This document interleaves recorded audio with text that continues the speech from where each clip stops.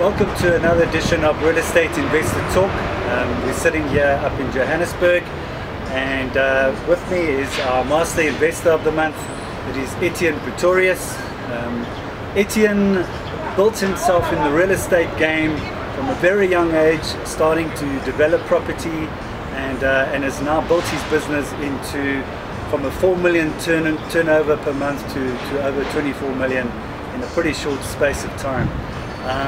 Ettiene, tell us a little bit about yourself, about where it started for you in property, in real estate in South Africa, and kind of your story of your success, because you have achieved massive success. So tell us a little bit about your model and your story. Neil, first thing is, when it comes to real estate, usually a lot of people say I want to get into real estate and I want to do it now, and it's a very short-term solution for a person to solve some financial problems or to be financially independent. But some people don't understand is it's a sequence of events, and it's a long-term strategy in life that you have to follow. I didn't just fall into real estate as if I didn't know what to do, and it was a strategic way for me of living my life and getting to a point where I was at the position to become part of the real estate industry. So first of all, since the age of 6 years old, I've always been entrepreneurial. That's when I started my first business, when I told you about selling the alcohol. Yes. So entrepreneurial spirit has always been there in making money and creating passive income streams. Has always been part of me. So at the age of 21, I was still at varsity. I realized that there was a huge demand. That was back in 2004.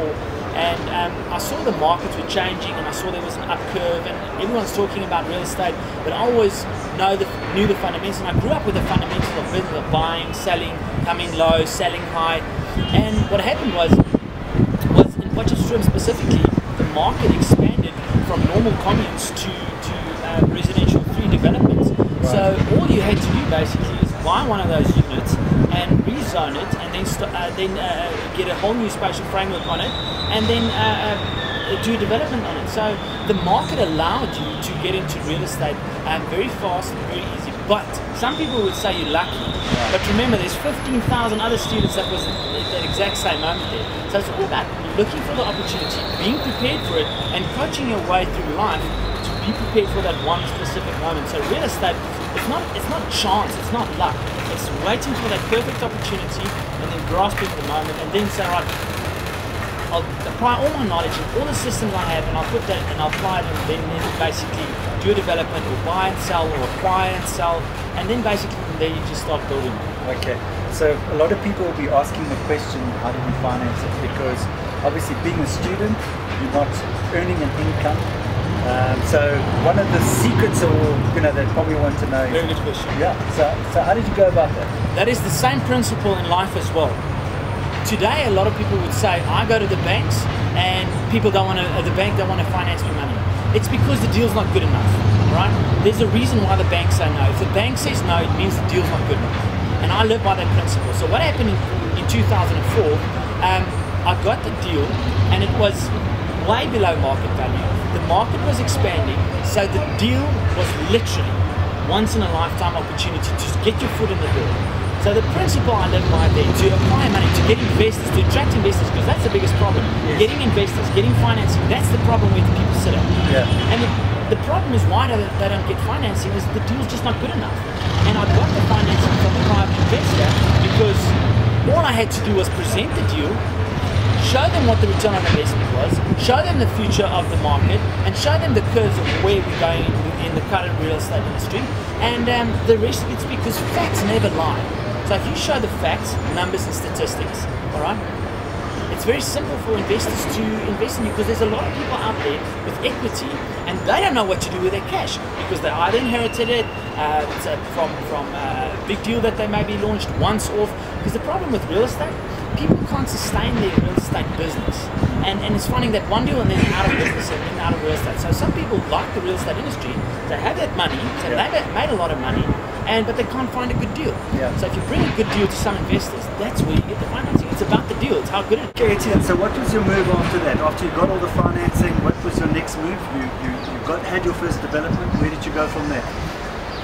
Because of the markets that I was in, and it was in the 2005, 6, 7, 8, 9 markets, you know, it was kind of easy to get into the market, buy something. The financing was a little bit easier. People would lend money a little bit easier. So I did about 3, 4 developments after that till 2009 almost. And then I realized that the markets were changing. So I realized I had to restructure, get my base sorted out. So in 2010-ish, 11-ish, I took kind of a sabbatical when it comes to development. So I didn't buy any new land, I didn't acquire anything else, because you just don't want to overexpose yourself. And then 2012, I realized the strategy's got to change. Why I hit that wall was because that funnel of information is not being created. The funnel of information, it's all about that funnel, how information is being thrown and drawn to you. Because the problem is you get out of the loop, you get focused on 1 or 2 or 3 or 4 developments, and then you put all your effort into it and you forget about the next deals that's going to come. Right. So how you create that is, so then I bought a franchise, a real estate brokerage franchise, and part of my strategy there is to build pipelines of communication to multiple streams of people with different LSMs, and to approach those people on different levels. So now you're changing a strategy where it's acquiring and selling, and then in that funnel of information, people will come to you with proposals, because now it's not who you know, but it's who knows you. So all of a sudden, more people know you. People bring deals to you now. Yes. And I'm not saying that you should go out and buy a franchise and everyone will start knowing you. Yes. You still need to play the game right, but it's about people knowing who you are. And in the real estate industry, that's what it is, because you can have the best deal in the world, but if people don't know who you are, they won't invest in you, they won't give you money. So that's one of the biggest problems as well in real estate general. They don't use and they don't build that funnel of information. So you're a developer, you're a construction company, buy and sell real estate, and you invest in real estate. So you kind of got the best of all the worlds all in one real estate package, which is quite unusual for many investors. Either you just focus on investing or you do a little bit of developing, but you've kind of got the mix of all of it. Yeah, it's do you know, using that model helps a lot with future growth, because now you just, if one of the areas, because usually when the developments goes down, the sales goes up, or the investments, when the markets are very down, the investments picks up, and that's where the guys buy the below market value properties. So being in all 4 areas is critical for the total success of your business, because if you focus on one specific industry, you have to focus on real estate in general, because a lot of people come to me and they say, yes, Ettiene, I've just become a real estate investor and I'm now in real estate. And I say, what did you do? So he said he bought a flat. So, well, that's not it. You're not into real estate. You just bought a house. That's it. And people don't understand it, because you got the sales, you got the development, you got the construction, you got the investment. And those are different parts of your brain as well. So the left side of the brain is the investors and the developers, and the right side of the brain more the sales and the marketing and all that kind of things. So it's different personalities. That's why you got to have that full package as well to be able. I'm not saying go do all 4, but if you're good in one, try and acquire the other knowledge as well. Okay, so give some advice to somebody who wants to get into investing for the first time. Give them some steps, what they can do. What would you recommend? The very, very first thing for anyone to get out there, because people want to find the deals. Now, the biggest mistake a lot of people make, if they buy, let's use an example, a 1 million rand house, it's on the web, it says R1 million, and they go and they negotiate a 50,000 rand discounted price. They always say, I got it for 50,000 rand less. That is not the truth. That's where they make the biggest mistake, and that's why after 5 years they realize they didn't make any money, because that 50,000 rand discount, that price that they sold it, the 950,000 rand, that's the actual market value price. And then they said, no, they bought it below market value.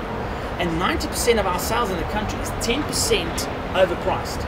So they get a 10% discount on the price, for instance, but they think it was below market value. Market value is where a willing buyer and a willing seller is in an arm's length transaction.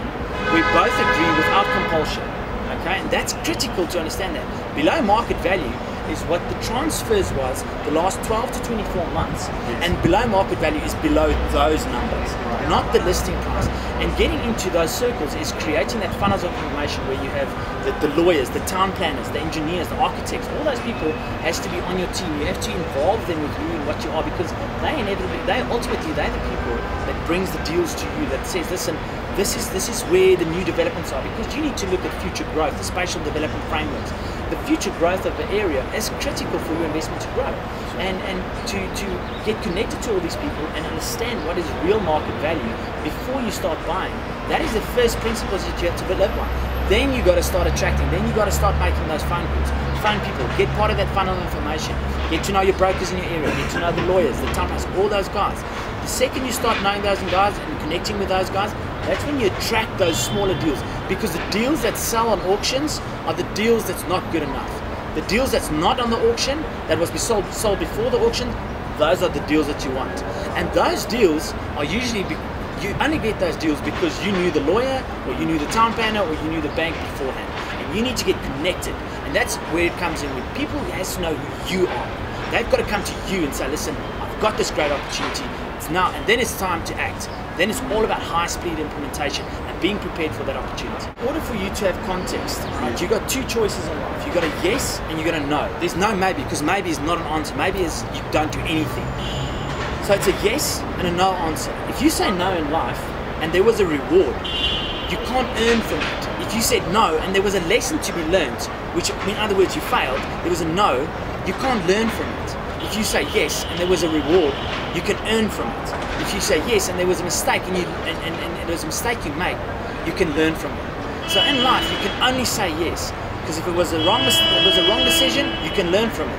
And if it was the right decision, you can earn from it. With no, you can't learn and you can't earn. So in life, you have to create those multiple experiences, which creates that perception on a very wide level, which creates context for you to have the ability to make a decision within a split second. And that's called PLEM. I live my life on that 10,000 hour. Ettiene, thank you very much for the opportunity of having the chat. Thank you so much. It's been an absolute pleasure. It's an honor.